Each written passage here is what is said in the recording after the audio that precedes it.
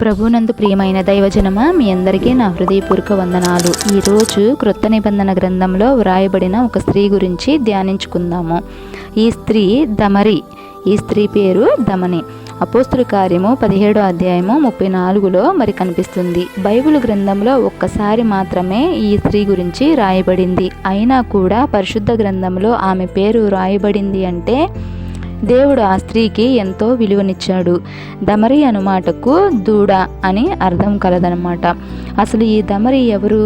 మరి అసలు పరిశుద్ధాత్మ దేవుడు ఈ యొక్క స్త్రీ గురించి బైబిల్లో ఎందుకు వ్రాయించాడో చూద్దాము. ఈ దమరి దేవుణ్ణి హత్తుకున్న స్త్రీ. అపోస్తుల కార్యం 17వ అధ్యాయం 34లో చూస్తే, అయితే కొందరు మనుషులు అతన్ని హత్తుకుని విశ్వసించిరి. వారిలో అరియోపగితీయుడైన దియోనుసియు అను మరి దమరి అను ఒక స్త్రీయు వీరితో కూడా మరికొందరు ఉండిరి. అపోస్తుల కార్యములు 16వ అధ్యాయంలో చూస్తే, దైవజనుడైన పౌలు గారు అనేక చోట్ల పరిచర్య చేస్తున్న సందర్భంలో పుతోను అను దెయ్యం పట్టిన ఒక యవనస్తురాలిని పౌలు గారు స్వస్థపరుస్తాడు. ఆమె స్వస్థపడిన తర్వాత ఆమె యజమానులు ఆమె స్వస్థపడిందని గ్రహించకుండా వారి లాభసాధన పోయిందని పౌలు శీల గారిని చెరసాల్లో వేస్తారనమాట.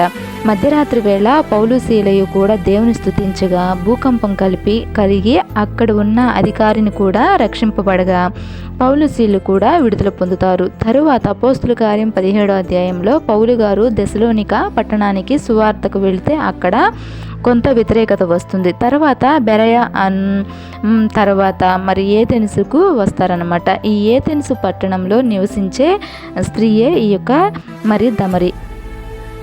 ఏథెన్సు గ్రీసు దేశానికి మరి రాజధానిగా ఉంటుందన్నమాట. పౌలు గారు ఆ పట్టణంలో సువార్త ప్రకటిస్తున్న సమయంలో మరి అక్కడ అపోస్తుల కార్యం 17వ అధ్యాయం 34లో కనిపిస్తుంది. ఈ దమరి గురించి ఏమీ వ్రాయబడలేదు, కానీ మరి అపోస్తుల కార్యము 17వ అధ్యాయం 34లో మరి అరియోపగీతీయుడైన దియోనుసియు మరియు దమరి కూడా భార్యాభర్తలని బైబిల్ పండితులు మరి చాలా వరకు చెప్తున్నారనమాట. కానీ ఆ స్త్రీ గురించి వివరాలు మాత్రం మరి ఆమె పుట్టి పూర్వత్వాలు కూడా ఏమీ వ్రాయబడలేదు. కానీ ఈ దమరి గారు పౌలు గారు చెప్పిన సువార్తను విన్నది.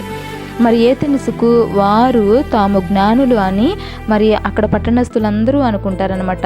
మరి అలాగే ఆ స్త్రీ కూడా మరి నేను కూడా జ్ఞానినే అని అనుకుని ఉండవచ్చు, కొంచెం వెరితనంలో ఉండి ఉండవచ్చు అని నిపుణులు చెప్తున్నారు. కానీ పౌలు గారు మరి దగ్గర దేవుని యొక్క సువార్తను విని మార్చుకుని దేవుని హత్తుకుంది. అంతకు ముందు కన్నా దేవునిలోనికి వచ్చిన తర్వాత దేవుని హత్తుకున్న స్త్రీగా ఈ యొక్క దమరి కనిపిస్తుంది అనమాట. ఈ దమరి కూడా వినుటకు వేగిరపడింది కాబట్టి దేవుని మరి హత్తుకుని అనుభవాన్ని కలిగిన స్త్రీ ఈ యొక్క దమరి. దేవుణ్ణి విశ్వసించింది.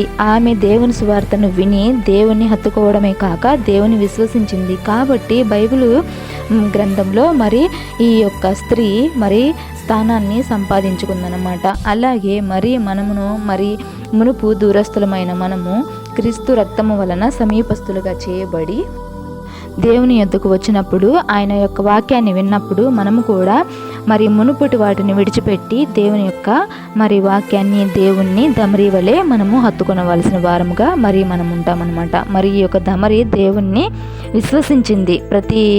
ఎందుకంటే పౌలు గారు చేస్తున్న ప్రతి కార్యాన్ని చూసి మరి కళ్ళారా చూసి మరి విని చెవులారా విశ్వసించింది, నమ్మింది, మరి గ్రహించింది, దేవుని రక్షణలోనికి నడిపించబడింది. అలాగే మనము కూడా కళ్ళారా చూసి చెవులారా విని మనము చాలా విషయాల్లో విశ్వసించని వారముగా మనం ఉంటున్నాము.